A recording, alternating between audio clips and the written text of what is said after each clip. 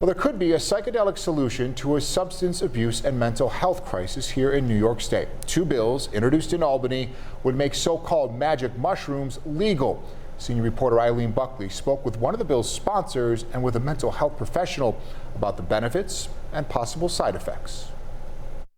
I just see it as cruel to not make this available to people who desperately need it. While standing in the legislative chambers in Albany, Democratic State Assemblyman Patrick Burke tells me he is sponsoring a bill that would set up a pilot program called Psychedelic Assisted Therapy, or PAT for shorts. This is a really, really important tool. And I think even if people are a little, like, oh, what, they're not comfortable with it conceptually because of how society has framed it, once you know someone whose life has been saved by it, you get okay with it real quick.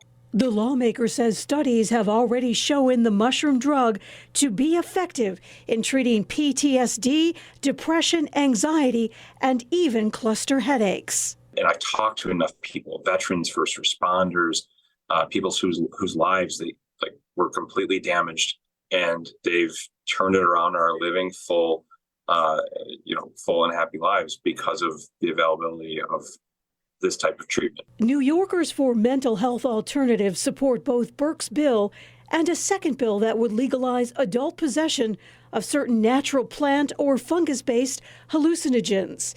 But the mushroom drugs are still being studied, and a mental health professional warns to be very careful in using alternatives. There can be adverse effects for people, including increases in anxiety, depression, sometimes heart rate, blood pressure. Family therapist at Wheatfield Pediatrics, Dr. Keith Klosterman, says many of his clients ask about the use of psychedelics as an alternative, often for anxiety or depression. What are those concerns for folks that attempt this even before it's legalized? Your question speaks to the importance of really being careful and thoughtful about how we approach this.